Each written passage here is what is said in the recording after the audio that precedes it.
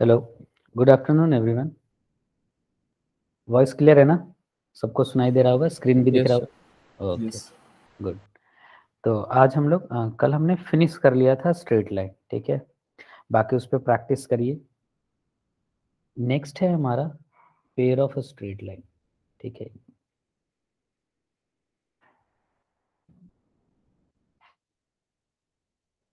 Pair of straight lines मतलब क्या है? ये है कुछ हद तक स्ट्रेट लाइन ही, लेकिन इसमें हमें दो स्ट्रेट लाइन को एक साथ स्टडी करना है, ठीक है। दो स्ट्रेट लाइन को एक साथ स्टडी करना है, मतलब कैसा कुछ होने वाला है यहाँ पे। जैसे एक लाइन मान लिया L1 है, एक लाइन ले लिया L1। Just give me a second.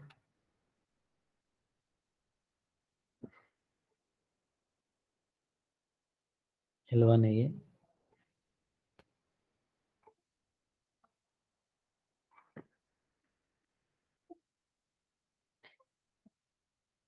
L1 है A1x plus B1y plus C1 equal to 0। एक सेकेंड। और L2 है A2x plus B2y plus C2 equal to 0। तो अलग अलग अभी हमने पढ़ रखा है स्ट्रेट लाइन में कि इन दोनों लाइन के बारे में अगर हमें कुछ भी पढ़ना हो, ठीक है। जैसे मान ली इन दोनों लाइन का इंटरसेक्शन निकालना हो, इन दोनों लाइन के बीच का एंगल निकालना हो, या दोनों लाइन पैरेलल है कि नहीं ये चेक करना हो, या लाइन परपेंडिकुलर है कि नहीं ये चेक करना हो, तो अगर दो सेपरेट लाइन दिया होगा तो हम बहुत आराम से कर लेंगे सारी चीजें ठीक है। बट हमें क्या देखना है, हमें दोनों को साथ में, तभी ये चैप्टर का नाम पड़ा है पेयर ऑफ स्ट्रेट लाइन। तो दोनों को साथ में कैसे देखना है? L1 into L2 equal to 0, ये जो हो जाएगा यही पेयर ऑफ स्ट्रेट लाइन होने वाला है। यही जो रिप्रेजेंट करेगा pair of straight line, pair of straight line, ठीक है। ऐसा क्यों है? क्योंकि अब यहाँ से L1 इंटू L2 0 का मतलब ही होता है इधर L1 इक्वल टू 0 और L2 इक्वल टू 0। तो क्लियर हो गया कि दो लाइन रिप्रेजेंट कर रहा है। तो यानी यहाँ पे अगर देखेंगे तो ऐसा बनेगा A1x plus B1y plus C1 into A2x plus B2y plus C2 is equal to 0। ये है equation of pair of straight line. अब अगर इसको अच्छे से देख रहे हो, मल्टीप्लाई करेंगे तो एक्स स्क्वायर का टर्म बनेगा, वाई स्क्वायर का टर्म बनेगा, एक्स वाई का टर्म बनेगा, एक्स का टर्म बनेगा, वाई का टर्म बनेगा, प्लस कुछ कांस्टेंट रहेंगे, ठीक है। ऐसा बनेगा, मतलब पेयर ऑफ स्ट्रेट लाइन ऐसा बनेगा जिसमें ये सारी चीजें मैक्सिमम हो सकती है। तो अब हमें देखना है general general equation of pair of straight line. POSL मतलब पेयर ऑफ स्ट्रेट लाइन होगी, ठीक है। तो जनरल इक्वेशन के लिए बात कर रहे हैं, उससे पहले हम लोग ना एक 2 डिग्री, जनरल 2 डिग्री बात कर रहे हैं। General 2 degree, general 2 degree equation क्या होता है? जनरल 2 डिग्री इक्वेशन ये होता है ax square plus 2hxy plus by square plus 2gx plus 2fy plus c equal to 0। ये चीज है, यानी ये जनरल 2 डिग्री इक्वेशन होता है। यही कर्व कुछ कंडीशन पे पेयर ऑफ स्ट्रेट लाइन होगा, कुछ कंडीशन पे ये सर्कल होगा, कुछ कंडीशन पे ये पैराबोला होगा, कुछ पे ये इलिप्स और हाइपरबोला होगा। ये सारी चीजें हैं, ठीक है। तो हमें फिलहाल जो देखना है वो सिर्फ और सिर्फ पेयर ऑफ स्ट्रेट लाइन। तो एक टर्म हम लोग कैलकुलेट करते हैं डेल्टा, ठीक है। डेल्टा टर्म कैलकुलेट करते हैं। ये ऑर्डर ध्यान रखना है कैसे मैं लिख रहा हूँ। डेल्टा कैलकुलेट करते हैं कुछ इस तरीके से, ए यहाँ पे लिखा, बी यहाँ पे लिखा, सी यहाँ पे। ऑर्डर याद होना चाहिए, a x square 2hx5 plus b by square plus 2gx plus 2fy plus equal to 0। Order क्या है? ए बी सी, फिर लिखना है हमें एफ जी, ऐसा कुछ एफ जी एच, इधर भी लिखेंगे एफ जी एच ऐसा। यानी अगर इसको याद करना हो तो कुछ ऐसे, पहले ए बी सी ऐसे लिखना है यहाँ से यहाँ तक, फिर एफ जी एच ऐसे लिख दिया और एफ जी एच ऐसे लिख दिया। ये जीरो होना चाहिए। अगर डेल्टा ये जीरो है तो इस केस में क्या होगा कि ये जो इक्वेशन है वो क्या हो जाएगा, पेयर ऑफ स्ट्रेट लाइन हो जाएगा, पेयर ऑफ स्ट्रेट लाइन्स हो जाएगा। If delta equal to zero then it will represent a pair of straight line. ठीक है, तो ये चीज क्लियर हो गया होगा। तो अगर कोई 2 डिग्री इक्वेशन दे रहा है, जनरल 2 डिग्री, अगर उसमें हमें कुछ अप्लाई करना हो कि कैसे ये पेयर ऑफ स्ट्रेट लाइन होगा, तो ये सिंपल सा लॉजिक है, इस तरीके से होगा। अच्छा, ये क्यों हो रहा होगा, अगर किसी के दिमाग में ऐसा आ रहा है तो मैं सीधा सीधा बता दे रहा हूँ कि ये क्या है। अगर इसको देखेंगे तो y के टर्म में क्वाड्रेटिक बनेगा, है ना। y के टर्म में क्वाड्रेटिक बनेगा तो सॉल्व करेंगे तो कुछ ऐसा आएगा, एक अंडर रूट का टर्म आएगा और प्लस यहाँ पे कुछ नीचे आएगा, ठीक है, कांस्टेंट आएगा। तो अब यहाँ पे x का टर्म आएगा, ठीक है। यहाँ पे भी क्या आएगा, अंदर में क्या आएगा, अंदर में कुछ स्क्वायर स्क्वायर का टर्म आएगा, ठीक है। तो उसको क्या करना है, इसी के अंदर को जीरो किए हैं ताकि ये रूट वूट ना रहे। रूट रहेगा तो वो स्ट्रेट लाइन रिप्रेजेंट करेगा ही नहीं, क्योंकि अगर ये दो स्ट्रेट लाइन है मतलब ये सिंपली दो लीनियर इक्वेशन में टूट जाना चाहिए, है ना। और लीनियर इक्वेशन कैसे, क्वाड्रेटिक, अगर y के टर्म में क्वाड्रेटिक मान के सॉल्व करेंगे तो यहाँ से दो लीनियर इक्वेशन बन जाना चाहिए, एक प्लस वाला और एक माइनस वाला। तो उसके लिए रूट के अंदर वाला चीज़ जो होना चाहिए वो परफेक्ट स्क्वायर होना चाहिए। तो उसका हम लोग क्या करते हैं, डी जीरो करते हैं तो वहाँ से ये चीज़ आता है। तो ये एक सिंपल सा क्या है, लॉजिक है, ठीक है। तो हम लोग इस पे फोकस नहीं करेंगे, मेन है याद होना चाहिए क्योंकि वहाँ पे कंडीशन अप्लाई करना होगा। ये a b c f g h, और ये याद होना चाहिए कि ए किसका कोफिशिएंट है, एच किसका है, बी किसका है, जी किसका है, एफ किसका है और सी क्या है। बस ये चीज हो गया।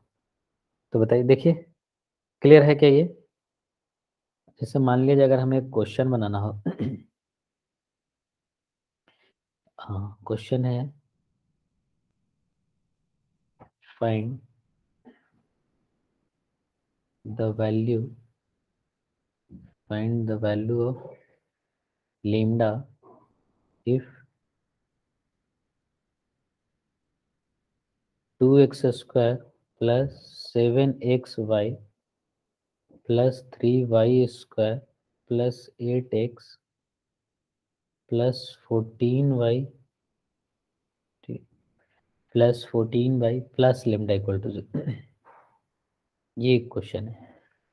Find the value if lambda, find the value of lambda if this equation represents a pair of straight line. ये चीज है। तो बहुत स्ट्रेट फॉरवर्ड क्वेश्चन है। डायरेक्ट इक्वेशन दे दिया गया इस टाइप का जनरल, और बोला गया कि अगर ये straight line, pair of straight line represent कर रहा है तो लेमडा की वैल्यू क्या है। तो हम लोग आराम से डेल्टा में पुट करेंगे। देखिए डेल्टा में पुट करने आना चाहिए कि ए बी सी, ए की वैल्यू कितनी है 2, ठीक है। बी की इसका कोफिशिएंट होता है वाई स्क्वायर का, तो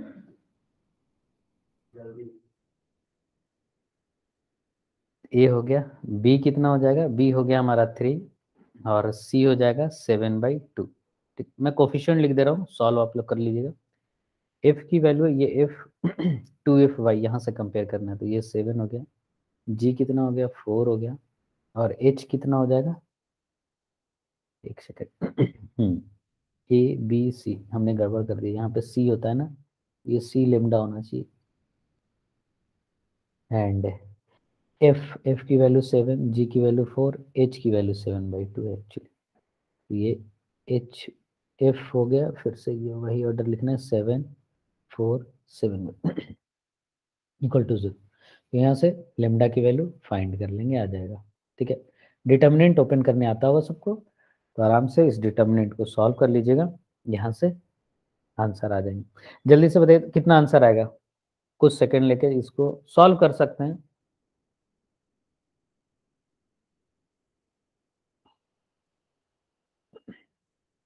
ठीक है, इसको कर लीजिए, ठीक, इस पर टाइम नहीं देते हम लोग, आगे बढ़ते हैं।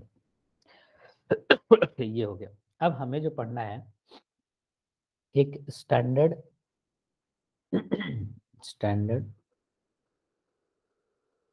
Pair of straight line.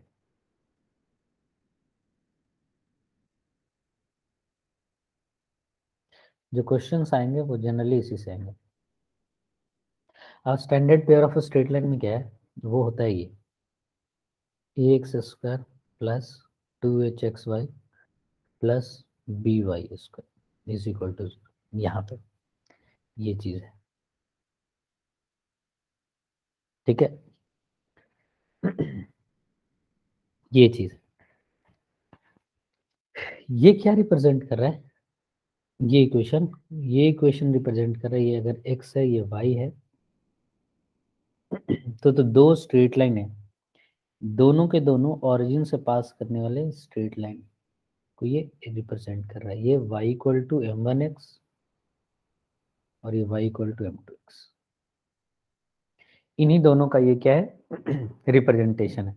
तो ये सीधा सीधा क्या रिप्रेजेंट कर रहा है, तो लिखेंगे हम लोग it represents a pair of straight lines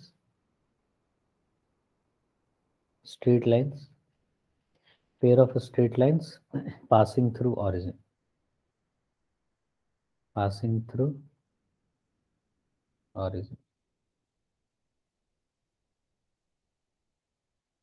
ये चीज है। अच्छा, अब ऑरिजिन से पास करने वाले लाइन कैसे होते हैं, y इक्वल टू m1x और y इक्वल टू m2x ऐसे होते हैं, ठीक है। तो अब अगर हमें m1 m2 को a और b से रिलेट करना हो, मान लीजिए ये नहीं दिया होता, तो हमें इन दोनों का कंबाइंड इक्वेशन लिखना होता तो कैसे लिखते हैं, ऐसे लिखते हैं y minus m1x into y minus m2x equal to 0, ऐसे ही लिखे होते हैं हम लोग, है ना। इसको अगर सॉल्व कर लेंगे तो ये कुछ ऐसा आ जाएगा, y square minus m1 plus m2 xy plus m1 m2 x square is equal to 0, ऐसा कुछ आ जाएगा। तो अब यहाँ से अगर हम लोग कंपेयर कर लें, ठीक है,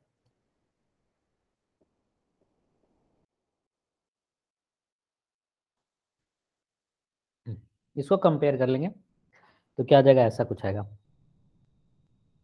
वन, इस तरीके से कर लेते हैं, वाई स्क्वायर का कोफिशिएंट यहाँ पे b है, यहाँ पे 1 है, इज इक्वल टू, यहाँ पे एक्स वाई का कोफिशिएंट 2h है, यहाँ पे माइनस m1 प्लस m2 है, ठीक है, इज इक्वल टू, यहाँ पे a है और यहाँ पे m1 m2 है, ऐसा कुछ, ठीक है। तो यहाँ से दो रिजल्ट आ गया कि m1 प्लस m2 क्या आ जाएगा, माइनस 2h अपॉन बी, ये चीज आ गया, एंड m1 m2 प्रोडक्ट आ गया a बाई बी। तो यहां से क्या मतलब हुआ कि ये जो दो लाइन रिप्रेजेंट कर रहा है, एक लाइन है y इक्वल टू m1x और एक लाइन है y इक्वल टू m2x। तो इन दोनों लाइन का स्लोप का सम माइनस 2h बाई बी और m1 into m2 a by B, ऐसा आ गया। इसको और अच्छे से अगर मैं बताना चाहूँ तो ऐसा कुछ है, जैसे मैं अगर लिखूँ ये इस तरीके से है, y x square plus 2hxy plus a x square, ऐसा है। तो अगर हम एक्स स्क्वायर से डिवाइड कर दें तो ये y by x whole square plus 2h y by x हो जाएगा प्लस a इक्वल टू 0। और जो लाइन ऑरिजिन से पास करता है उसके लिए स्लोप जो होता है वो y अपॉन एक्स ही होता है, यही होता है स्लोप। तो सीधा सीधा हम लोग b m square plus 2h m plus a equal to 0 लिख सकते हैं। इसके दो वैल्यू आने चाहिए, m1 m2। तो यहाँ से भी हम लोग बोल सकते हैं कि m1 प्लस m2 क्या हो जाएगा, -2h/b, m1 m2 आ जाएगा a/b, ये चीज़ है। तो हो गया ये, है ना। किसी को कन्फ्यूजन है क्या अभी तक जो भी पढ़ा हमने? एक और देखिए जल्दी से बताइए। नहीं सर। एक रिलेशन और पढ़ते हैं हम लोग इसमें। वो रिलेशन है अब एंगल बिटवीन लाइंस, ठीक है। लाइन हमारा यही है, angle between pair of straight line. अब क्या है कि नॉर्मली अगर दो लाइन के बीच में एंगल पूछा होता तो हमें कोई दिक्कत नहीं है, हमें पता है कैसे करना। लेकिन अगर वो इस फॉर्मेट में दिया है, ax² plus 2hxy plus by square ऐसा दिया हो, ठीक है। तो यहाँ पे एंगल बताना है, तो हमें क्या पता है, ये पता है m1 plus m2 is equal to -2h/b और m1 m2 a/b। कभी ये गलती नहीं कर देना इधर से कि m1 प्लस l2 -2h/a और m1 m2 b/a, हमेशा वो y/x m होता है, ठीक है। तो ये चीज़ ध्यान रखना है, वो गलती मत करना। tan थीटा क्या होगा, tan थीटा पता है m1 minus m2 1 plus m1 m2 यही होता है, ठीक है। जी जी, तो m1 m2 को क्या लिख सकते हैं हम लोग, m1 m2 को लिख सकते हैं under root m1 plus m2 to the whole square -4 m1 m2 divided by 1 plus m1 m2, ऐसा यह आ जाएगा 4h² upon b² minus a², sorry a² नहीं है, ये है 4 a/b divided by 1 plus m1 m2 कितना हो जाएगा, m1 m2 a/b। तो finally tan theta is equal to ये आ जाएगा tan theta is equal to modulus under root 4h² minus 4 को एक काम करते हैं बाहर निकाल लेते हैं, 4 को बाहर निकालेंगे तो वो 2 आ जाएगा, h² माइनस ab आ जाएगा अपॉन a प्लस बी, क्योंकि b जो है वो यहाँ से कैंसिल हो जाएगा, ये चीज़ आ गई। तो tan थीटा ये आ गया और मॉडुलस समझ में आ रहा होगा सबको, क्योंकि दो एंगल एग्जिस्ट करेगा, ठीक है। एक ऑब्ट्यूज और एक एक्यूट, तो एक के लिए पॉजिटिव एक के लिए निगेटिव, इस कारण से हमने वहाँ पे मॉड लगा रखा है।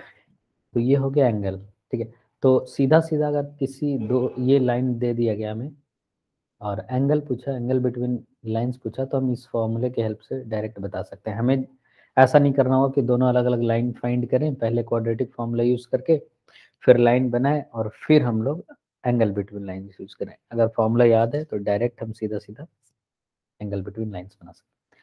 अब यहाँ पे क्या है, अगर मान लिया कुछ केसेस है, ठीक है, कि इफ h² माइनस ab, ठीक है,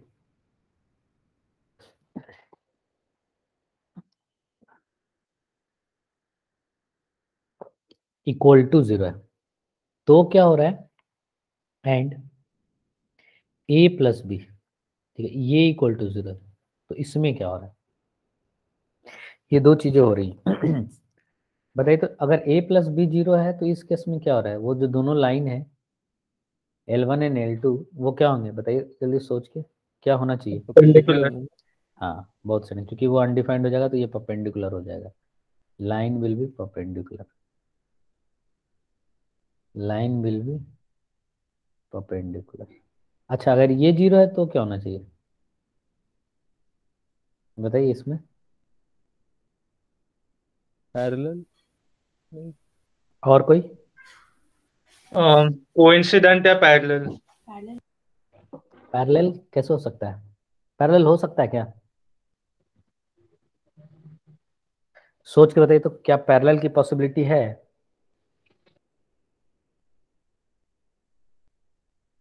ऐसा दो लाइन है जो और, पैरेलल तो नहीं हो सकते। तो ये कोइंसिडेंट लाइन है। Coincident he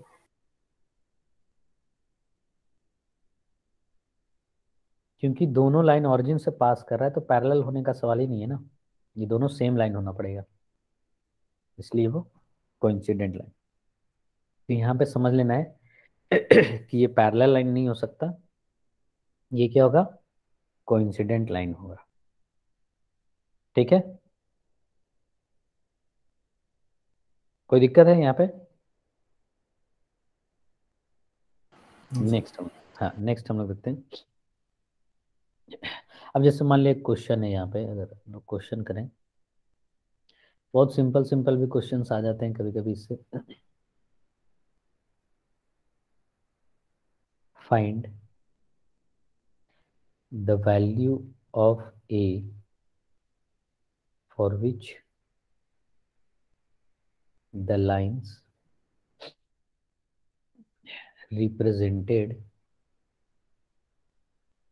represented by ax square plus 5xy plus 2y square equal to 0 are mutually perpendicular। ये चीज तो अभी हमने पढ़ा, सीधा सीधा हिसाब है ये कि a प्लस बी परपेंडिकुलर के लिए 0 होता है। a पता है, a है, b2 है 0, a की वैल्यू -2। इस ये सब क्वेश्चन में दम नहीं है अगर क्वेश्चन का कॉन्सेप्ट याद है, और अगर क्वेश्चन का कॉन्सेप्ट याद नहीं है तब यही सब क्वेश्चन में दम होने लगेगा, लगे कि बहुत टफ है। नेक्स्ट है, नेक्स्ट है how to find. Next page में हम लोग देख लेते हैं इक्वेशन ऑफ एंगल बाइसेक्टर।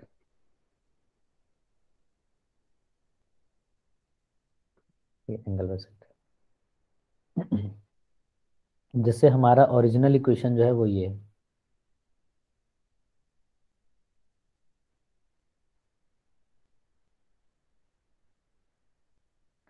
अब देखो, एंगल बाइसेक्टर अगर हमें यूज करना होगा तो कैसे लिखना होगा इसका थोड़ा सा हम प्रूफ पे जा रहे हैं, बहुत प्रूफ नहीं करेंगे, बहुत सारा कुछ नहीं लिखने वाले। y इक्वल टू m1x होगा, ये दो लाइन से मिलके बना है ये, है ना, ये दो लाइन से मिलके बना है। अब इसमें क्या है कि एंगल बाइसेक्टर का इक्वेशन हमने कल सीखा है, ऐसे लिखते हैं हम लोग।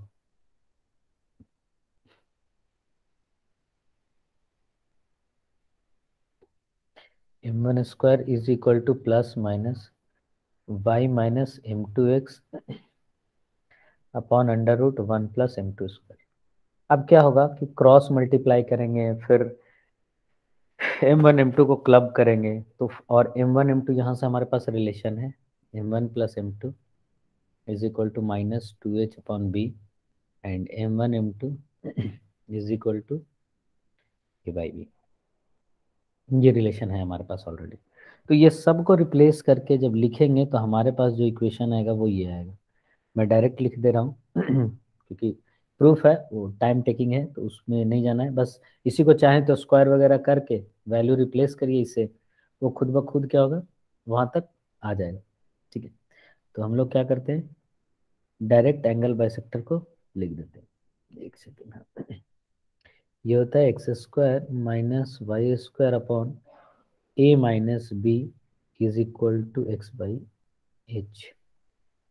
ये होता है इक्वेशन ऑफ, ये है इक्वेशन ऑफ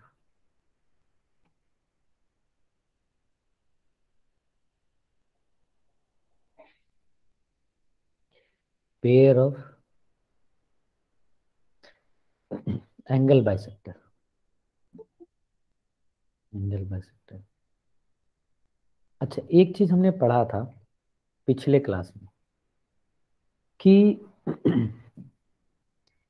जो एंगल बाइसेक्टर होते हैं ना आपस में परपेंडिकुलर होते हैं, ठीक है। जो B1 होता है वो B2 के परपेंडिकुलर होता है, और यहाँ से प्रूफ भी हो जाएगा। जैसे ये इक्वेशन ऐसा कुछ है, x square minus y square and minus ऐसे करके a minus b upon h into x y equal to.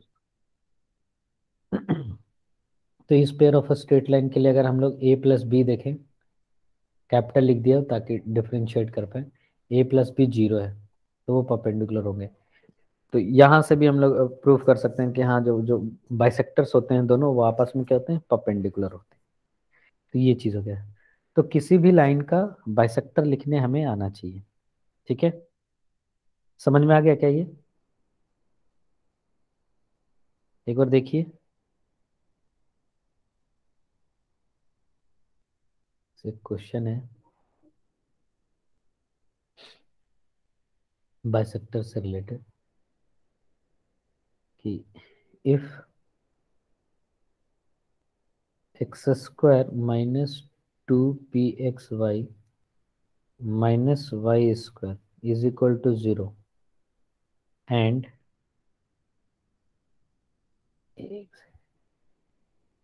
X square minus 2px minus y square equal to 0 and x square minus 2qxy minus y square equal to 0 bisect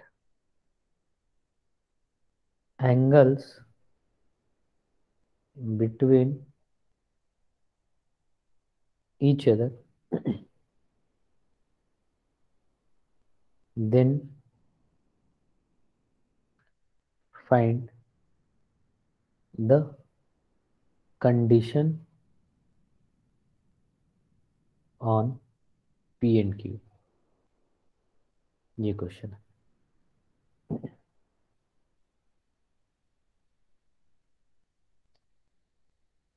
अब ये question करना है कि if x square minus 2pxy minus y square is equal to this bisects the angle between each other, then find the condition on P and Q।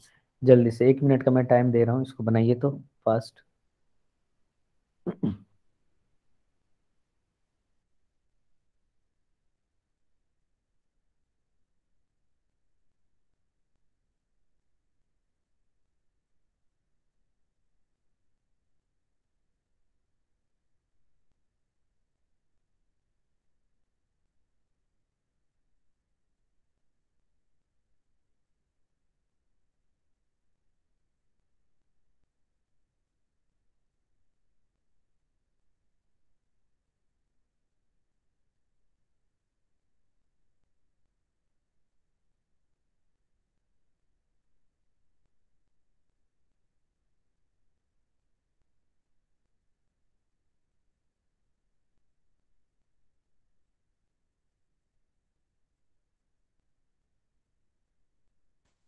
हुआ क्या किसी से?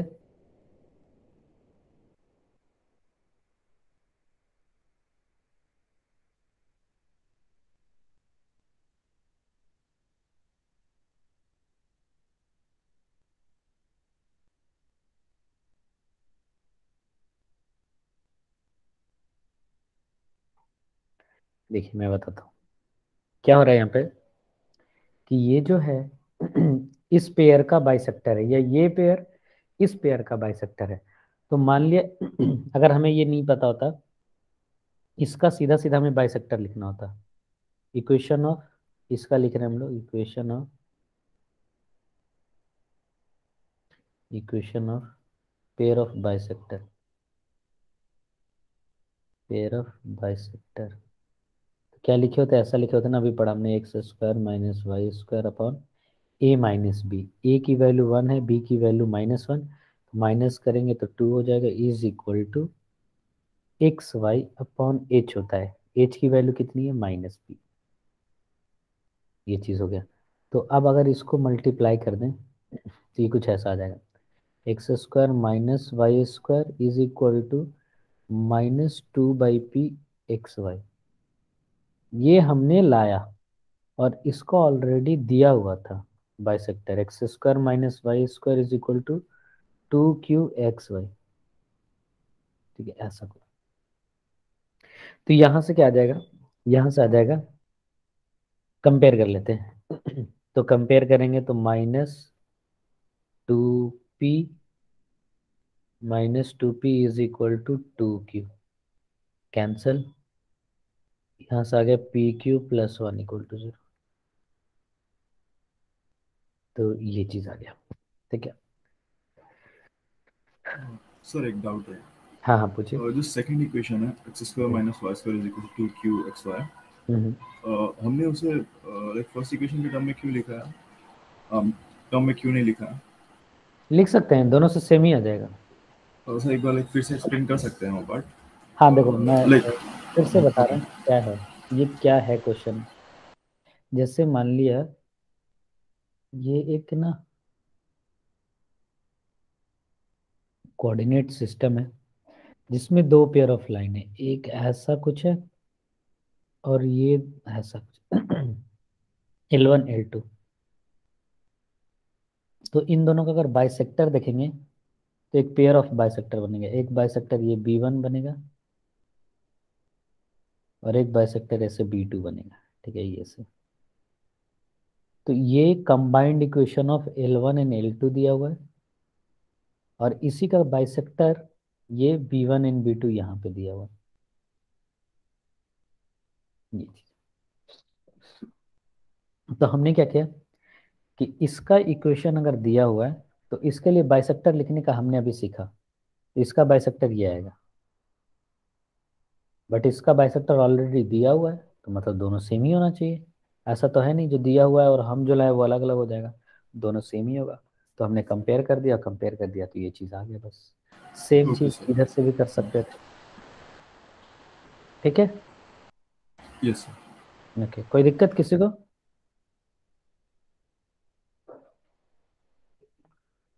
चलिए नेक्स्ट हम लोग करते हैं। जैसे अब बहुत हल्का सा मैं बात करने वाला हूँ general general equation of pair of state,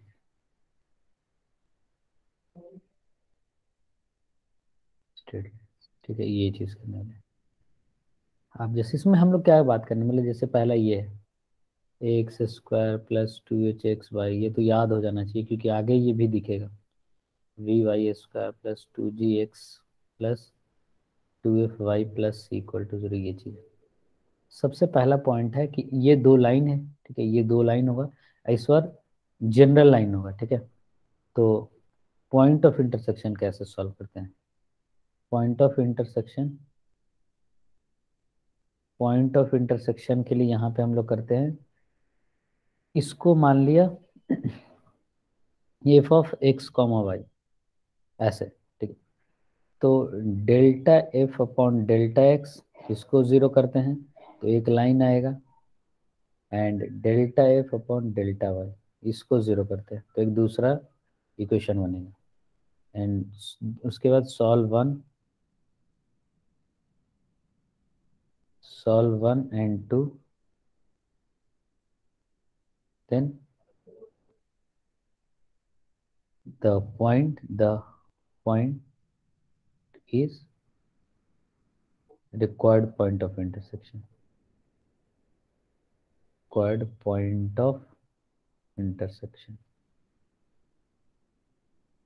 ठीक है, ये हो गया। दूसरा, पहला चीज क्लियर हो गया कि कैसे हम लोग किसी भी लाइन का पॉइंट ऑफ इंटरसेक्शन निकाल सकते हैं। दूसरा है कि अगर हमने tan थीटा चाहिए दोनों के लाइन के बीच का एंगल, तो यहाँ पे भी फॉर्मूला जो है वो बिल्कुल हूबहू सेम रहता है, a b upon a plus b, ये है। अब यहाँ पे क्या है कि अगर a प्लस बी जीरो है तो ये परपेंडिकुलर हो गया, लेकिन a प्लस बी जीरो है, अगर h square minus a b अगर ये जीरो है तो यहाँ पे दोनों पॉसिबिलिटी है, पैरेलल भी पॉसिबिलिटी है, पैरेलल भी पॉसिबिलिटी है और कोइंसिडेंस भी पॉसिबिलिटी है। ठीक है, उसके लिए और देखना पड़ेगा हमें, इक्वेशन को ही देख लेंगे फैक्टराइज करके। बट पिछले केस में पैरेलल पॉसिबल ही नहीं था, लेकिन यहाँ पे है, क्योंकि दो रैंडम लाइन कोई भी है जिस पे कोई कंस्ट्रेंट नहीं है, उसका ये पेयर ऑफ स्ट्रेट लाइन है। तो ये चीज़ें हो गया, समझ में आया क्या ये? जैसे मान ली इसमें एक क्वेश्चन है, क्वेश्चन ये find find the distance, find the distance between the pair of parallel lines,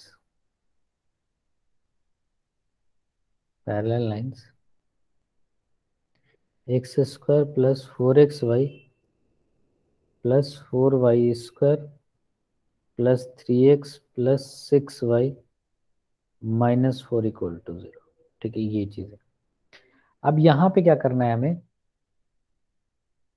यहाँ पे अब कोई तरीका नहीं है इसको सॉल्व करने का, डायरेक्ट कोई फॉर्मूला नहीं है, हमें सीधा सीधा y इक्वल टू, मैं इसका प्रोसीजर बता दे रहा हूँ, आप लोग कर लीजिएगा कि अब हम लोग नेक्स्ट टॉपिक पे भी बढ़ेंगे। इसके बाद प्रोसीजर मैं बता दे रहा हूँ, क्या करेंगे, y के टर्म में क्वाड्रेटिक बना लेंगे ऐसा, 4y² प्लस y कॉमन ले लेंगे तो ऐसा आ जाएगा 4x plus 6 plus constant x को एज अ कांस्टेंट ट्रीट कर लेंगे, x² plus 3x minus 4 equal to 0। तो यहाँ से y इक्वल टू क्या लिख देंगे, ऐसा लिख देंगे ना, माइनस 4x प्लस 6, ठीक है, प्लस माइनस अंडर रूट, ये हो जाएगा 4x प्लस 6 का whole square minus 4 4 16 x² plus 3x, ठीक है, प्लस 3x माइनस 4, ये चीज़ है। अब यहाँ पे क्या होगा, डिवाइडेड बाई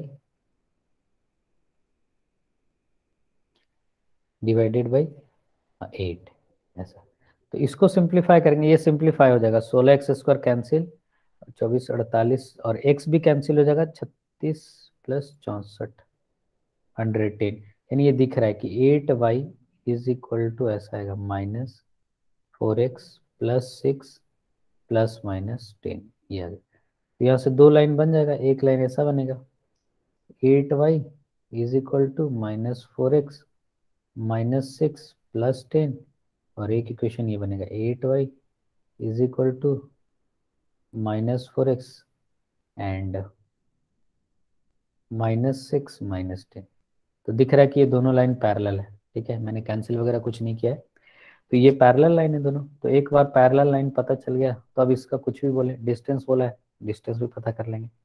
तो अगर मान लीजिए दो वाले में है ऐसा और उसमें नहीं समझ में आ रहा है, कुछ भी पूछ रहा है एंगल ये सब, तो उसको ये मेथड हमेशा काम करेगा, सीधा लाइन पता कर लीजिए और लाइन से तो हम लोग आसानी से डील कर सकते हैं। तो ये चीज़ हो गया। तो ये था कुछ पेयर ऑफ स्ट्रेट लाइन के कॉन्सेप्ट्स, जो कि बाइसेक्टर वाला ज़्यादा इंपॉर्टेंट था, बाइसेक्टर वाला को अच्छे से समझ के रखना है, उसमें कैसे ये काम करता है, ठीक है।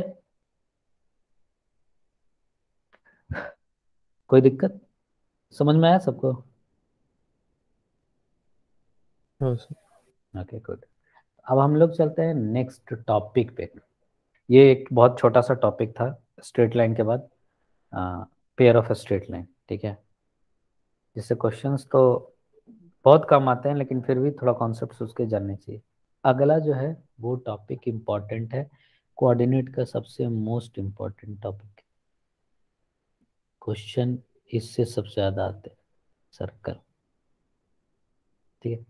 पिछला वाला जो टॉपिक पढ़ा उसमें कहीं भी किसी को कुछ भी दिक्कत है क्या, एक बार देख के बताइए। पिछला जो हमने टॉपिक पढ़ा उसमें पेयर ऑफ स्ट्रेट लाइन में मुझे नहीं लगता है किसी को डाउट होना चाहिए वहाँ पे।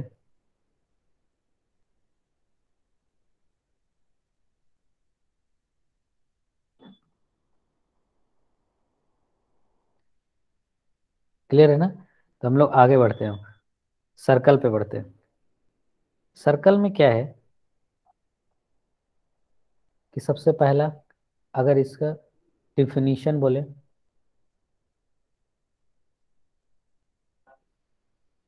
तो डिफिनीशन क्या है कि एक पॉइंट है, मूविंग पॉइंट, जो एक फिक्स पॉइंट से इस तरीके से मूव करता है सच दैट कि उसका डिस्टेंस हमेशा सेम रहता है। यही फिक्स पॉइंट है जिसको हम लोग सेंटर बोलते हैं, और ये फिक्स डिस्टेंस को हम लोग रेडियस बोलते हैं। ये बाहर आउटर लाइन को पेरीफेरी, पेरीमीटर या सरकमफ्रेंस बोलते हैं, ठीक है। और सर्कल को अगर और ये एक प्लेनर फिगर है, सर्कल ना प्लेनर फिगर है। तो और इसको रिप्रेजेंट ऐसे करते हैं COR, ठीक है, COR ऐसे। अगर O हो गया हमारा सेंटर और R हमारा रेडियस, ये चीज हो। तो यहाँ पे हमें सेकेंड चीज सीखना है, वो है equation of circle. Equation of circle. अब इक्वेशन ऑफ सर्कल में क्या है कि जैसे सर्कल को कैसे डिफाइन करते हैं, it is the locus of a point which moves in such a way that its distance from a fix point. Fix point कौन सा है? x1 comma y1। Its distance from a fix points always remains constant in a plane. ये r मान लिया, और ये moving point है, और जिसका हमें लोकस निकालना होता है जिस पॉइंट का, उसको हम लोग h कॉमा के मानते हैं। ये हम लाइन से ही सीखते आ रहे हैं।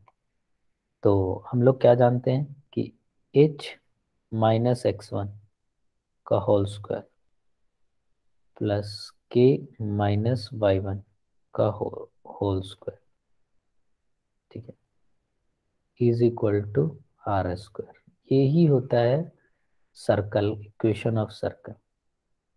इक्वेशन ऑफ सर्कल हो गया। कौन से फॉर्म में इसको बोल सकते हैं? Central form. Central form.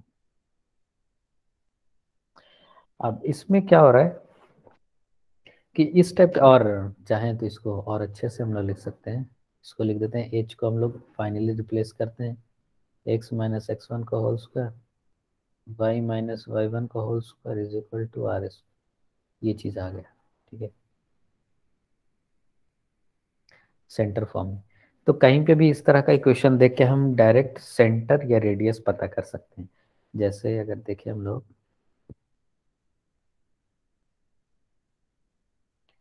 मान लिया अगर हमने ये लिखा x plus two to whole square plus y minus one to the whole square is equal to 4। तो इसका सेंटर क्या होगा बताइए?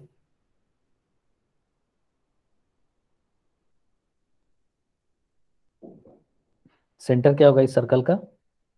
Minus two comma one. Good, -2, 1। And radius क्या होगा? रेडियस जो होगा हमारा वो होगा 2, सॉरी, ये आ जाएगा। तो ये तो हो गया कि एक सेंट्रल फॉर्म है सर्कल। अब हम लोग ना थोड़ा सा इसको रिलेट करते हैं जनरल सर्कल से। तो general equation of circle,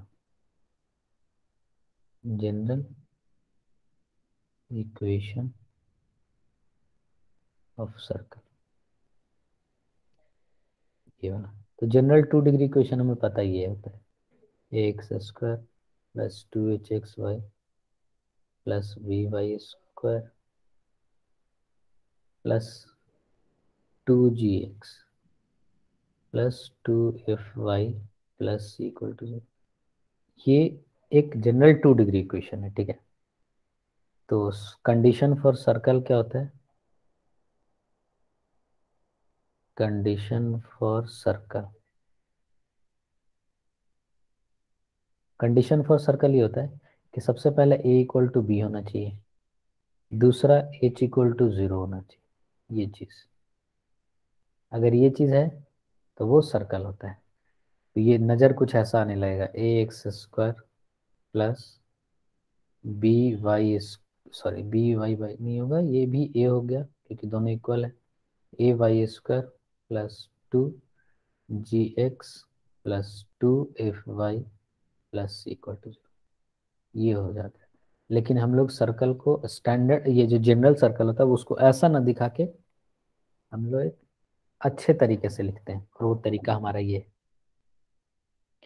x square plus y square plus 2gx plus 2fy plus equal to 0। तो ये हो गया हमारा general equation of circle, general equation of circle, ये आ गया, ठीक है, जनरल इक्वेशन ऑफ सर्कल। अब यहाँ से जैसे कि हमने पिछला वाला जो फॉर्म देखा वो सेंट्रल फॉर्म था, तो सेंट्रल फॉर्म से सेंटर रेडियस निकालना बहुत ही ज़्यादा आसान है ना। जनरल फॉर्म से भी आसान है, तो इसको हम लोग यहाँ से देख के कैसे सेंटर और रेडियस निकालेंगे, तो हम चाहें तो इसको कन्वर्ट कर सकते हैं, इसको ऐसे लिख सकते हैं, x plus g to the whole square plus y plus f to the whole square is equal to, ये हो जाएगा g square plus f square minus ये आ गया। ये चीज़ हमने इसको लिख दिया, इसी चीज़ को हमने दूसरे तरीके से ऐसे लिख दिया। इसको देख के हम लोग बोलेंगे कि जो सेंटर होगा, सेंटर क्या होगा इसका, वो हो जाएगा minus g and minus, and radius क्या होगा, रेडियस हो जाएगा under root g square plus f square minus ये चीज़ आ जाएगा। कोई दिक्कत यहाँ तक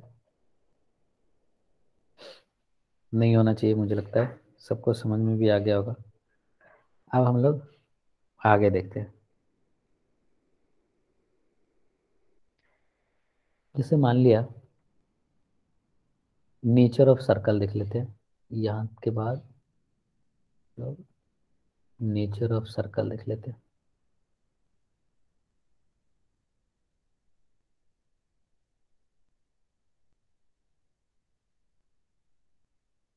नेचर ऑफ सर्कल में क्या है कि if g square plus f square minus ये ग्रेटर देन 0 है, या g square plus f square minus c less than 0 है, या फिर g square plus f square minus c is equal to 0। तो ये तीनों केस में क्या रिप्रेजेंट करता है, तो इस केस में एक सर्कल होगा, a circle with circle with finite radius.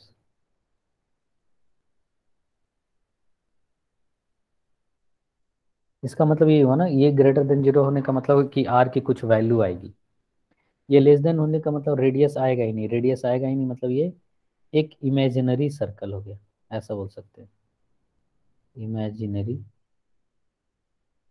Circle, ऐसा कुछ। या फिर जैसे ऐसा ये वाला पॉइंट अगर मान लीजिए एक्स स्क्वायर है प्लस वाई स्क्वायर है प्लस 9 इक्वल टू 0, तो ये एक इमेजिनरी सर्कल है ना। वैसे ही अब इक्वल टू 0 का होने का मतलब point circle, point circle basically point ही हो गया वो, सर्कल क्या ही बोले उसको। जैसे ये एक्स ऐसा लिखते हैं, ये ज़्यादा बढ़िया होगा, x plus 2 whole square y minus 2 whole square. तो ये क्या रिप्रेजेंट कर रहा है, ये एक सिंपल पॉइंट रिप्रेजेंट कर रहा है -2,2, बस और कुछ नहीं। तो ये नेचर ऑफ सर्कल होगा कि कब सर्कल रियल होगा, कब सर्कल इमेजिनरी होगा, और कब सर्कल पॉइंट सर्कल हो जाएगा, ये कॉन्सेप्ट आना चाहिए। नेक्स्ट है, अगर मान लिया क्वेश्चन है find centre and radius, find centre and radius of circle 2x square plus 2y square plus 3x plus 8y minus 1 equal to 0, ऐसा कुछ है, मान लिया ये चीज़ है, ये सर्कल है। इसका सेंटर क्या होगा बताइए जल्दी से, एंड रेडियस।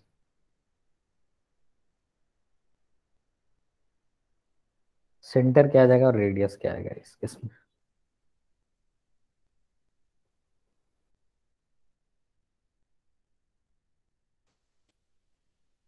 हाँ बोलिए, कोई बताएंगे इसका answer?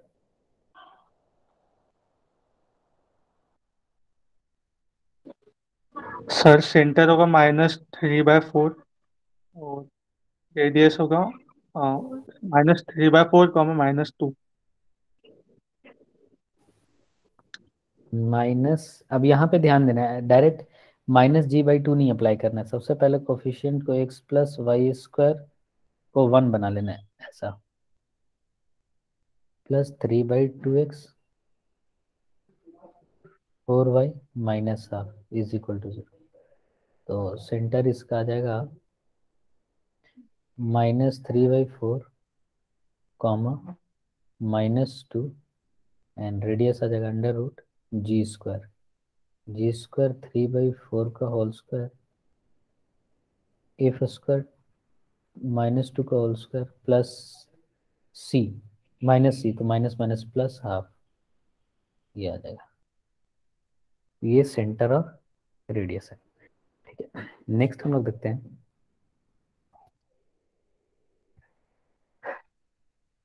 Equation of circle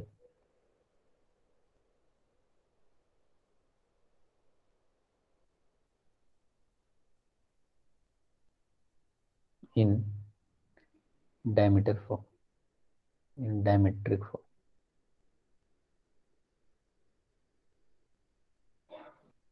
diametric form का मतलब ये हो गया कि एक कोई सर्कल है, ठीक है, और अगर हमें इक्वेशन लिखना है सच दैट उसका डायमीटर दे दिया है, ये डायमीटर है वो दिया हुआ है x1 y1 and x2 y2, इस तरीके से। तो इक्वेशन कैसे लिखते हैं हम लोग ना, यही तो करते हैं हम लोग कि कोई भी पॉइंट पेरीफेरी पे हमने ज्वाइन कर दिया ऐसे, ये 90 डिग्री बनेगा, ये P मान लिया, x y यही मूविंग पॉइंट है P। तो एक चीज़ पता हो गया कि इसका स्लोप और इसका स्लोप, ये दोनों परपेंडिकुलर लाइन के स्लोप का प्रोडक्ट -1, यानी हम लोग बोल सकते हैं कि y minus y1 upon x minus x1 times y minus y2 upon x minus x2 is equal to -1। इसी को थोड़ा अच्छे से लिख देंगे तो ये नज़र आएगा कुछ ऐसा, x minus x1 x minus x2 plus y minus y1 into y minus y2 is equal to 0। ये चीज़ आ गया, ठीक है। तो ये इक्वेशन ऑफ सर्कल, अब इसमें हमें ये जरूरत नहीं करने की कि हमने यहाँ से सेंटर निकाल लिया, हालांकि अगर कैलकुलेशन आसान है, सेंटर निकाल लेंगे इन दोनों का मिड पॉइंट से और फिर रेडियस निकाल लेंगे और इक्वेशन लिख लेंगे, तो वहां से भी कर सकते हैं, कोई दिक्कत नहीं। बस तरीका पता होना चाहिए, या फिर ये देख के आइडेंटिफाई कर लेना चाहिए कि ये जो इक्वेशन दिया हुआ है ये डायमेट्रिक फॉर्म में दिया हुआ है, ठीक है, कोई दिक्कत? वैसे इसमें क्वेश्चन है,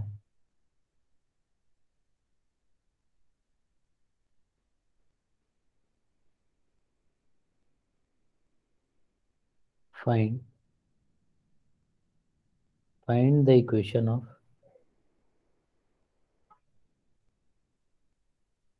find the equation of smallest circle, a smallest circle passing through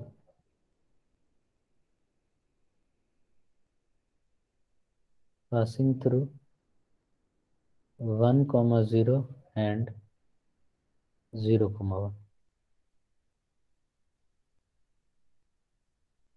कौन सा हो जाएगा स्मॉलेस्ट सर्कल?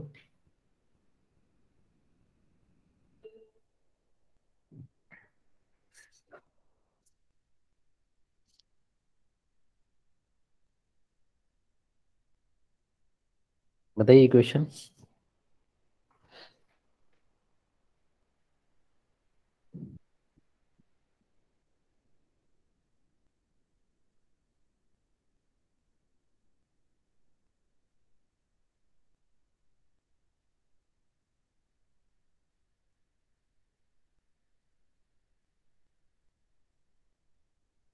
किसी का आया क्या? ये बनाइए, तब तक मैं नेक्स्ट क्वेश्चन लिखता हूँ।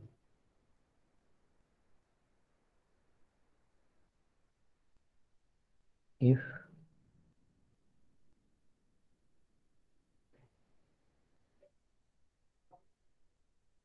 the abscissa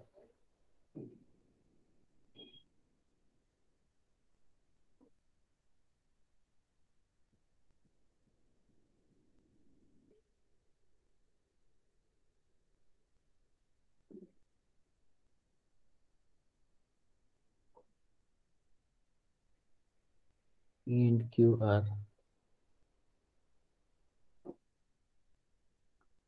the roots of the equation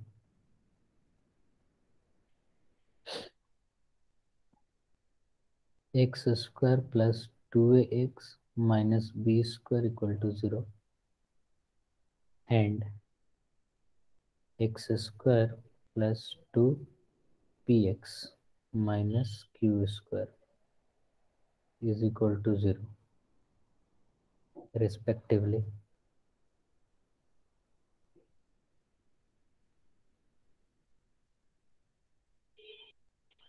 Then find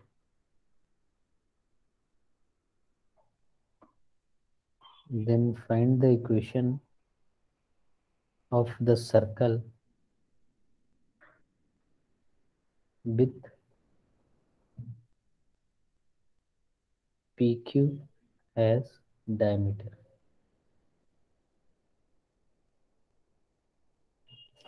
okay, so ये क्वेश्चन है, इसको भी बनाते हैं। पहले उससे पहले पिछला वाला क्वेश्चन बना लेते हैं। हाँ जी, पिछला हुआ क्या? Sir x square plus y square minus x minus y is equal to 0। अच्छा, मतलब क्या लॉजिक क्या लगाएंगे यहाँ पे? और फिर डायमेट्रिक फॉर्म में जो इक्वेशन था उसी को सब्स्टिट्यूट कर दिए सारे पॉइंट्स, क्योंकि दो पॉइंट्स हमें दे रखे हैं। हाँ, उससे सर्कल पास हो रहा है, उस वैल्यू सब्स्टिट्यूट करके आंसर आ गया। नहीं देखिए, यहाँ पे क्या है ना कि 0,1 से और 1,0 से, इन दोनों से हमें सबसे छोटा सर्कल पास कराना है। देखिए, अभी इससे इनफाइनाइट सर्कल जा सकते हैं, है ना। कुछ सर्कल ऐसे जा सकते हैं, कुछ सर्कल और भी बड़े जा सकते हैं, जितना ये छोटा होगा उतना बड़े जा सकते हैं। लेकिन एक सर्कल जो होगा वो सबसे छोटा होगा, वो ऐसा इसको एज ए डायमीटर ट्रीट कर रहा होगा, क्योंकि इससे छोटा सर्कल नहीं होगा। तो यानी जो स्मॉलेस्ट सर्कल हो गया उसका ये डायमीटर हो गया। तो डायमेट्रिक फॉर्म में हम लोग जानते हैं लिखना, x-1 x-0 plus y-1 and y-0 is equal to, तो ये इक्वेशन ऑफ सर्कल हो गया। ये चीज हो गया, ऐसे लिख सकते हैं हम लोग सीधा सीधा। नेक्स्ट है,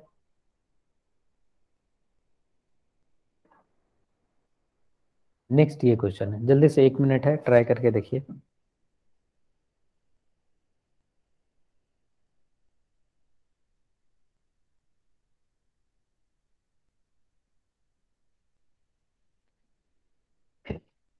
एक क्वेश्चन बनाना है ये वाला जल्दी से, ये अच्छा क्वेश्चन है।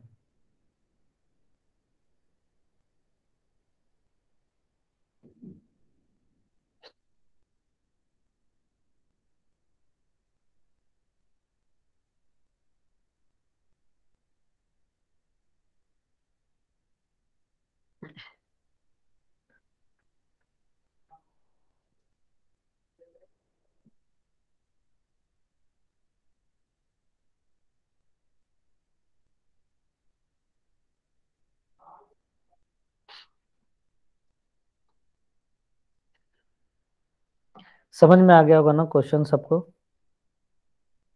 क्वेश्चन में है if the abscissa and ordinate of 2 points P and Q are the roots of this equation respectively, then find the equation of circle with PQ as a diameter. तो ऐसा कुछ होगा।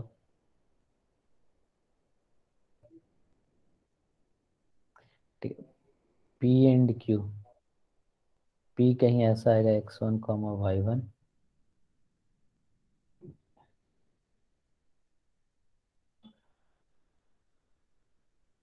x2, y2, ये चीज आ गया।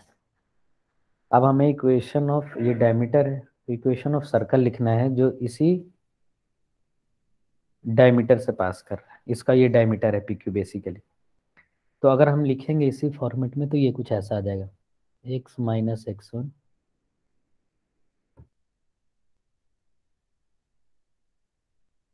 y minus y1 plus, sorry क्या कर दिया हमने,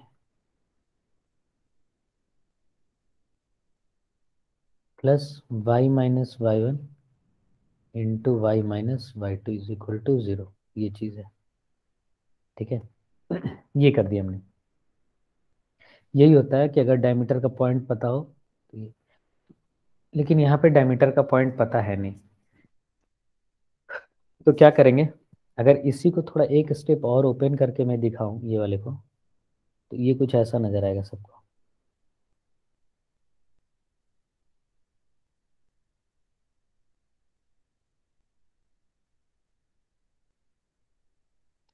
x1 x2 plus y square minus y1 plus y2 y plus y1 y2 is equal to 0। ठीक है, ये तो ये इसी के रूट तो हैं x1 और इसी के रूट है x2 और इसी के रूट है y1 और इसी के रूट है y2। तो यहाँ से वापस x1 प्लस x2 इसमें पुट करें और x1 x2 पुट करेंगे तो ये वापस से यही इक्वेशन आ जाएगा, यही इक्वेशन, यही वाला इक्वेशन एक्सप्रेशन बन जाएगा। यानी हमें कुछ नहीं करना था, सीधा सीधा इन दोनों को ऐड कर देना था। इसको ऐड कर देंगे तो ये आ जाएगा x square plus 2ax minus b square plus, अब चूंकि ये यहाँ से y1 y2 आता तो बस x की जगह y के टर्म में एक्सप्रेशन लिख देना था, y plus 2px minus q square is equal to 0। तो अगर ये समझ में आया होगा तो यहाँ पे कुछ नहीं करना था, सीधे इन दोनों को ऐड कर देना था, एक को y के रिप्लेस करके जिसका रूट ऑर्डिनेट था, तो ये आ जाता सीधा सीधा सर्कल का इक्वेशन। ये बताइए कितने लोग को समझ में आया है?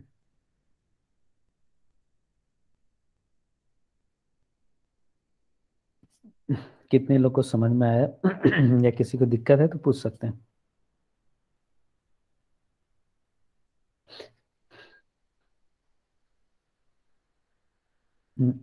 बताइए, किसी को पूछना है क्या इसमें?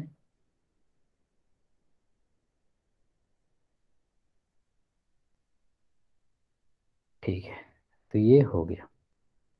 अब नेक्स्ट हम लोग बढ़ते हैं,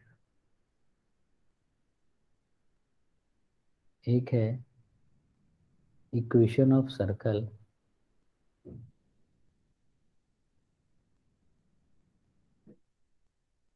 passing through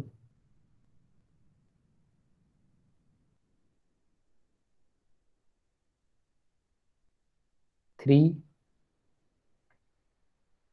non collinear points.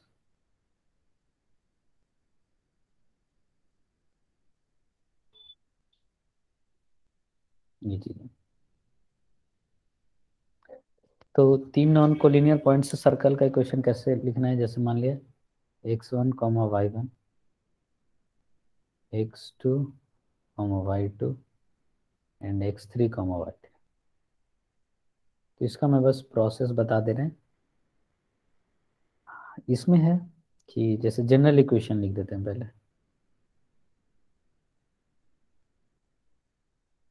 General equation पता है x x square y square plus 2gx plus 2fy plus c is equal to 0 ये। अब इसमें एक और पुट करेंगे x1 y1, ठीक है। दोबारा पुट करेंगे x2 y2, और एक और फिर पुट करेंगे x3 y3। तो ये एक इक्वेशन यहाँ बनेगा, एक इक्वेशन यहाँ बनेगा, एक इक्वेशन यहाँ बनेगा। तीन इक्वेशन, तीन अननोन सॉल्व कर लेंगे तो सर्कल का इक्वेशन आ जाएगा। तीन अननोन है, जी, एफ और सी, यही तीनों फाइंड करना है, ठीक है। और अगर बाई चांस ये पॉइंट देख करके अगर पता चल गया कि वो राइट एंगल ट्रायंगल है, ठीक है, तब तो कोई दिक्कत ही नहीं है। उसका हाइपोटेनस का मिड पॉइंट ही सरकम सेंटर हो जाएगा, तो रेडियस निकाल लेंगे, ये वाला डिस्टेंस रेडियस आ जाएगा, तो सर्कल का इक्वेशन डायरेक्ट लिख लेंगे। अगर राइट एंगल नहीं हुआ, कोई ट्रायंगल नहीं हो रहा जिससे हमें हेल्प मिले, कोई ज्योमेट्री लग के, तो हम सीधा सीधा ये वाला चीज कर सकते हैं, यहाँ से आ जाएगा। तो ये हो गया, आई होप ये भी क्लियर हो गया होगा। नेक्स्ट हम लोग देखते हैं equation of circle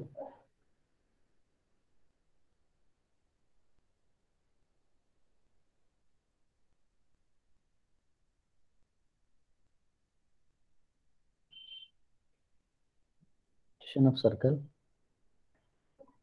having center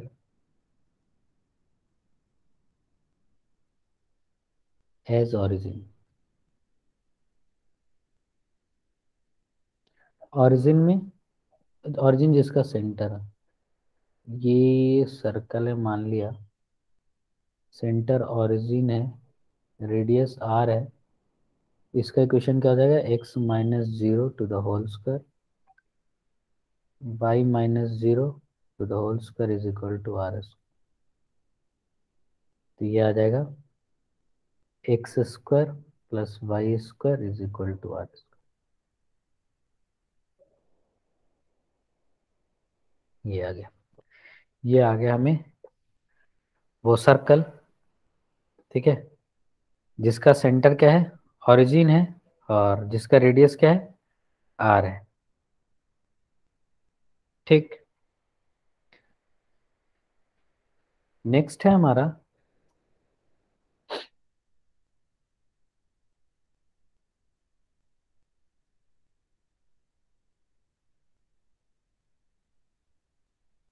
next है parametric form. Parametric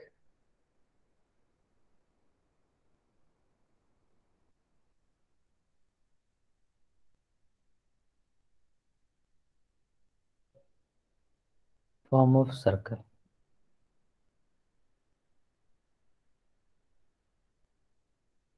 parametric form of circle क्या है, अब जैसे इसमें है सर्कल में, अगर सर्कल ये है, दो टाइप के सर्कल हो सकते हैं, x square y square is equal to a square मान लिया। एक वैसा सर्कल जिसका सेंटर ओरिजिन, और एक सर्कल ऐसा एक्स माइनस एक्स वन का whole square plus y minus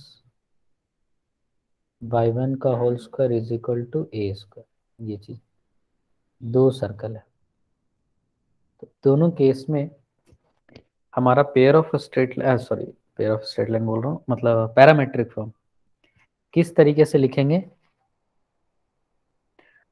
और वही हमें देखना है। तो पहला वाला जो होगा, पहला वाला क्या होगा, x is equal to a cos theta and y is equal to a sine theta. तो ये जो है, ये equation of circle in parameter है, where theta is a parameter. तो कल जो हम लोग डिस्कस कर रहे थे कि अगर थीटा पैरामीटर हो जाएगा तो ये सर्कल हो जाएगा, वही चीज है। और अगर सर्कल ये वाला सर्कल नहीं है, इसको स्टैंडर्ड सर्कल भी बोलते हैं, स्टैंडर्ड सर्कल।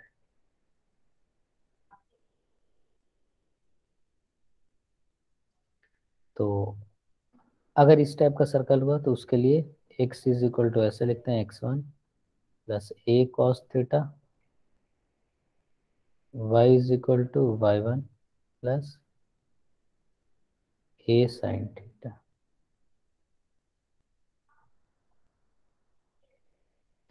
किया गया।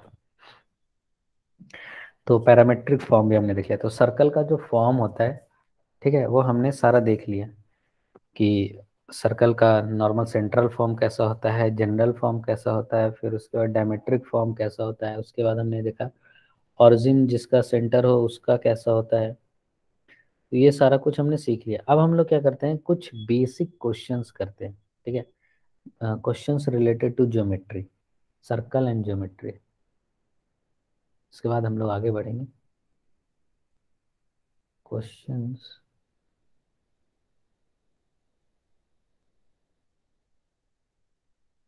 related to geometry।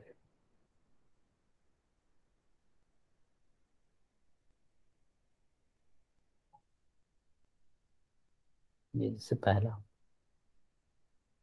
ठीक है,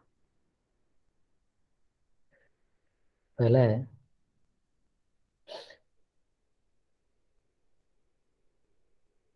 find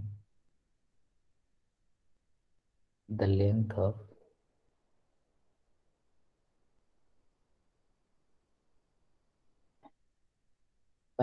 of the chord cut off y equal to 2x plus 1 from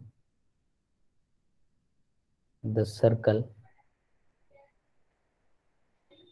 x square plus y square is equal to 2। पहला क्वेश्चन ये हो गया, ये ट्राई करना है।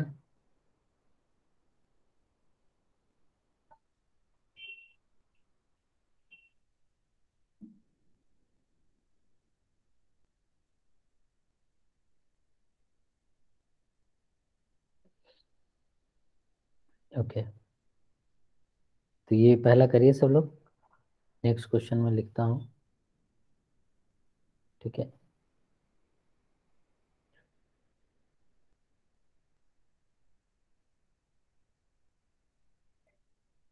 Two tangents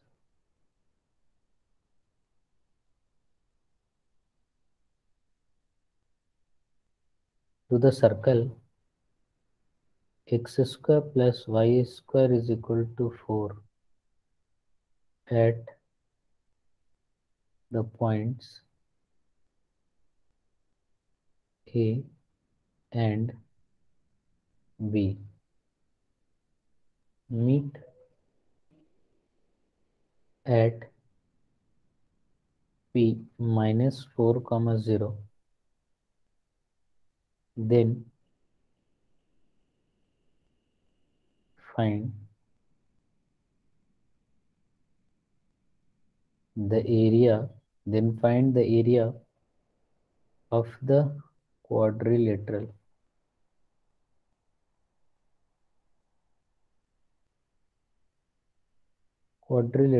P A to B, where O is origin।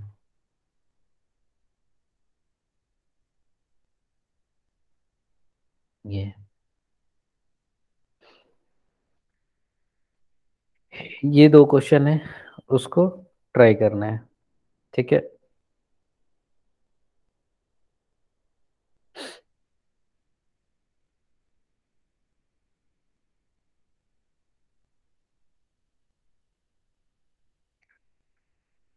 एक question और करेंगे हम लोग।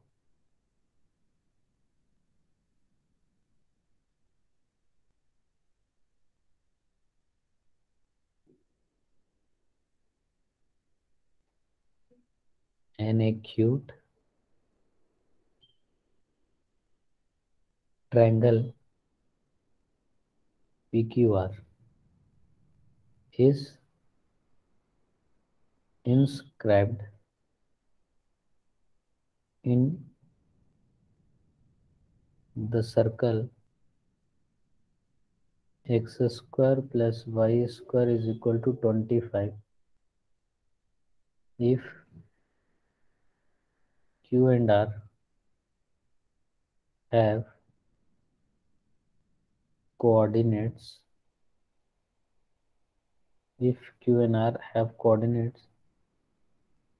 3,4 and -4,3 respectively, then find angle QPR, ये पता करना है।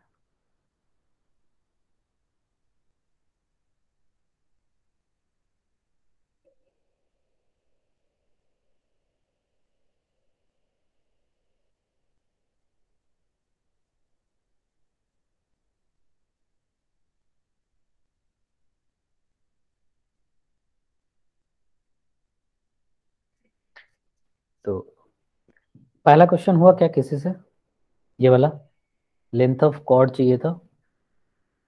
जैसे ये सर्कल है, ठीक है, ये सेंटर रहा होगा 0,0, और बाद में देखेंगे कि लेंथ ऑफ कॉर्ड निकालने का फॉर्मूला भी हमें चाहिए होगा, और पता कर सकते हैं, बट फॉर्मूला की ज़रूरत भी नहीं, हम डायरेक्ट ज्योमेट्री लगा के सिर्फ हम कर सकते हैं। इस कॉर्ड का हमें लेंथ चाहिए, इस कॉर्ड का हम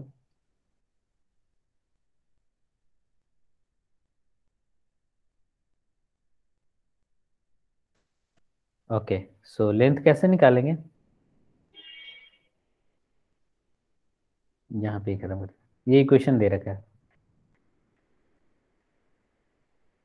y -2x - 1 is equal to 0।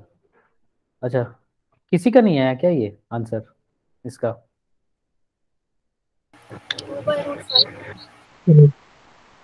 2/√5 check कर लेते हैं एक और।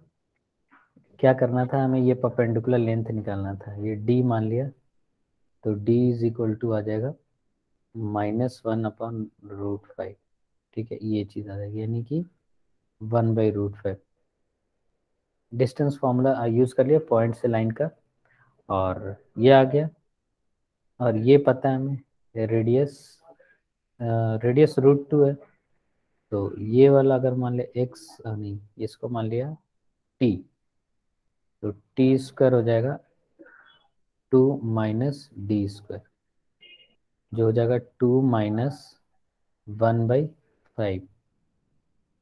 ये तो कुछ और आ रहा है, ये दिख रहा है मुझे 10√9, 9/5, यानी t जो आ रहा है, t जो आएगा ये जाएगा 3/√5। तो लेंथ ऑफ कॉर्ड तो 2t है, यानी 6/√5, ये हुआ ना, 2t ही तो लेंथ ऑफ कॉर्ड है।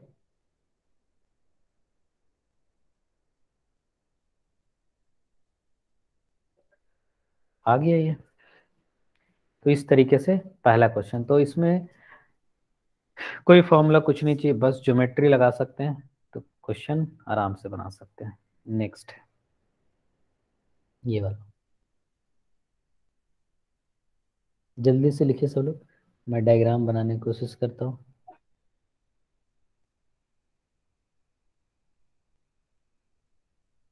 ये है,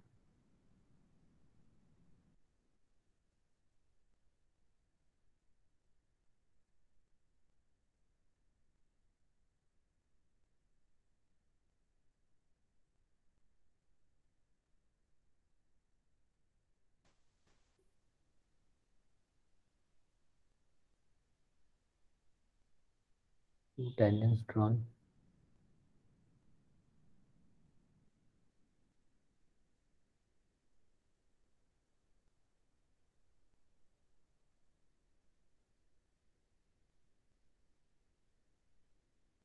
ये चीज़ आ गई, ये है ए, ये है बी, और ये मान लिया पी है। ये find the area of quadrilateral P A O B, in O is the origin, यानी इसका सेंटर ये वाला, तो क्वाड्रिलेटरल कौन सा बनेगा, ये क्वाड्रिलेटरल बनेगा। अब ये हम लोग बचपन में पढ़ते हैं कि जो टेंजेंट होता है और जो सेंटर से जो लाइन जाता है वो परपेंडिकुलर होता है, तो ये क्वाड्रिलेटरल कुछ इस टाइप का बन रहा है, ठीक है। तो रेडियस कितना है, 2 है, 2 है, ठीक है, ये वाला डिस्टेंस हम लोग निकाल सकते हैं, ये 2 है, ये डिस्टेंस कितना है, ये 4 है, तो ये वाला कितना आ जाएगा, 16 माइनस 4, दैट इज √12 टू √3। तो एरिया कितना आ जाएगा, एरिया ऑफ क्वाड्रिलेटरल आ जाएगा, क्वाड्रिलेटरल ये आ जाएगा हाफ, बेस कितना हो गया 2√3 इंटू हाइट 2, ये एक ट्रायंगल का आ गया, और ऐसा ऐसा सिमिलर 2 है, 2 2 कैंसिल यानी 4√3 स्क्वायर यूनिट।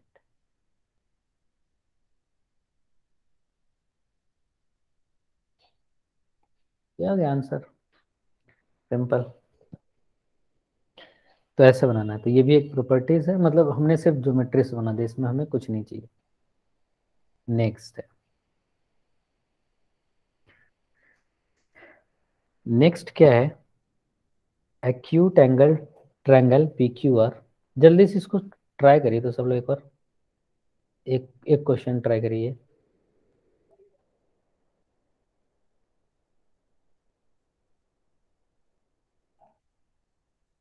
क्यू आर,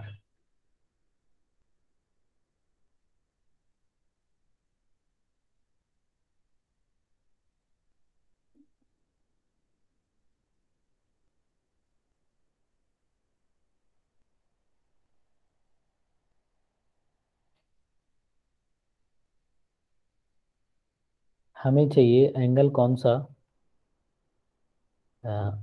एक ट्रायंगल है पी क्यू आर, पी कहीं यहाँ पे होगा, या मान लिया पी यहाँ पे ले लेते हैं।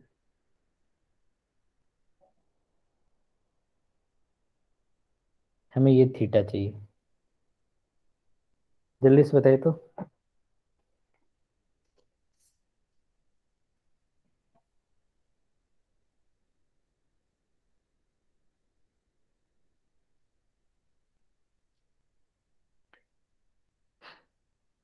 एंगल बताइए सब लोग जल्दी से, आज का लास्ट क्वेश्चन है ये, तो इसको बनाइए, बताइए जल्दी।